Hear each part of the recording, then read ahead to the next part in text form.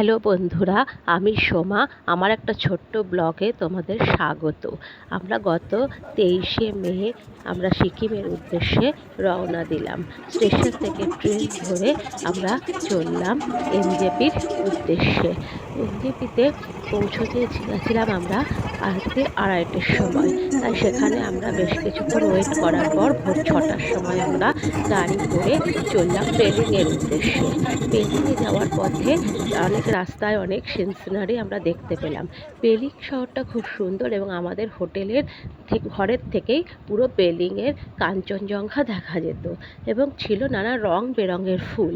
আমি এর আগেও একবার সিকিমে গিয়েছি, তখন গেছিলাম শীতকালে, তখন দেখেছিলাম বরফ, আর এখন দেখলাম ফুলের সম্ভার। মানে দুটো সিজনে দুরকম মানে পাহাড়ের সৌন্দর্য অনুভব করলাম এবং ফুলগুলো সত্যিই ভীষণ সুন্দর লাগছিল। বিভিন্ন রকমের গাছও ছিল ফুল ছাড়াও। হ্যাঁ, যাই হোক, আমরা খুব ভালো ঘুরলাম এবং পেলিংয়ে আমাদের শহর যে আকাশটা ছিল একদম ধবধবে সাদা এবং কাঞ্চনজঙ্ঘাকে পরিষ্কার আমরা দেখতে পেয়েছিলাম এবং আমাদের রুমের ভেতর থেকে সেটা দেখা যেত। মানে পুরো পাহাড় পরিবেশটাই ভীষণ সুন্দর। প্রথম দিন আমরা গেলাম কেচোপড়ি লেকে। লেকটাও ভীষণ সুন্দর, সেখানে আমরা অনেক ফটোশ্যুটও করেছিলাম। এখানেও প্রচুর রকমের ফুল ছিল। তাছাড়া এখানে একটা মন্দির ছিল, মন্দিরের মধ্যে মানে বুদ্ধদেবের মন্দির, এবং সেখানে মন্দিরে একটা ঘন্টা ছিল, সেই ঘন্টাটা নিয়ে আমি বেশ কিছুক্ষণ ঘোরালাম। আর এখানে একটা যে লেকে প্রচুর মাছ ছিল। যাই হোক, এই পার্পল কালারের ফুলটা সিকিমের পথে ঘাটে অনেক জায়গায় দেখতে পেয়েছিলাম, কি নাম জানি না ফুলটার। যাই হোক, এরপর আমরা ওখান থেকে বেরিয়ে গেলাম অরেঞ্জ গার্ডেনে অরেঞ্জ ছিল না, কারণ তখন সিজন নয়। অরেঞ্জ গার্ডেনে একটা নদী ছিল, সেই নদীতে গিয়ে একটু পাটা ভেজালাম।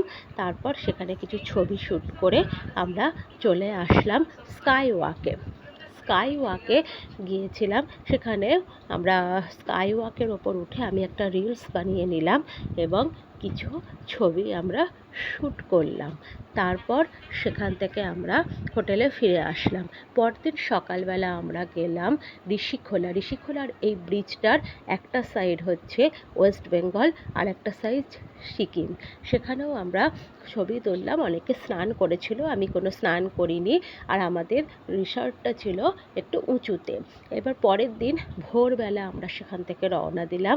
দিয়ে আমরা পথে একটা মন্দিরে গেছিলাম এবং তারপর তাছাড়া ছিল একটা ওয়াটারফলসটার নামটা আমি ভুলে গেছি। যাই হোক, সেখান থেকে আমরা গিয়ে পৌঁছলাম পাদামচেনে পৌঁছানোর পর এত বৃষ্টি হয়েছিল যে ছাতা নিয়ে আমরা ঘুরতে বেরিয়েছিলাম। পরের দিন সকালবেলা আকাশ খুব পরিষ্কার ছিল, তাই আমি কিছু ছবি ক্লিপিং নিয়ে নিলাম। তারপর সেখান থেকে আমরা রওনা দিলাম জুলুকে। আমরা কিছুই দেখতে পাচ্ছিলাম না, কারণ পুরোটাই মেঘে ঢাকা ছিল। যাই হোক, প্রচণ্ড ঠান্ডাও ছিল। তা ওখানে গিয়ে আমরা শুধু একটু দু একটা ছবি ফটো তুলেছি, আর কিছু দেখতে সেরকমভাবে পাইনি। তারপরেই আমরা গেলাম বাবার মন্দিরেও তখনও প্রচণ্ড ঠান্ডা ছিল, তাই পাশে একটা কফি হাউস থেকে আমরা কফি খেলাম এবং বাবার মন্দিরেও বেশ কিছু আমরা ছবি শ্যুট করলাম। করে আমরা সেখান থেকে চলে গেলাম ছাঙ্গুর উদ্দেশ্যে। ছাঙ্গু লেকের কাছে ওখানে প্রচুর ইয়াক ছিল, বাচ্চাদেরকে ইয়াকে তোলা হলো এবং আমি সেখানেও একটু ছবি শ্যুট করে নিলাম। তারপর আমরা সেখান থেকে চলে আসলাম গ্যাংটকে আমরা ম্যালটা ঘুরেছিলাম, কিন্তু সেখানে কোনো ছবি তোলা হয়নি, তাই ম্যালের কোনো ছবি আমি এখানে দিতে পারলাম না। তারপর দিন ভোরবেলা আমরা বাড়ি ফেরার জন্য রওনা দিলাম এবং পথে একটা জায়গায় আমরা ব্রেকফাস্ট করলাম। সেখানে একটা নদীটা ছিল তিস্তা, তার ছবি তুললাম। এরপর পরবর্তী ট্রিপের জন্য আমরা ওয়েট করতে থাকলাম, আবার কবে একসাথে ঘুরতে যাব। বন্ধুরা, তোমাদের যদি আমার ব্লগটা ভালো লাগে তো লাইক, কমেন্ট এবং শেয়ার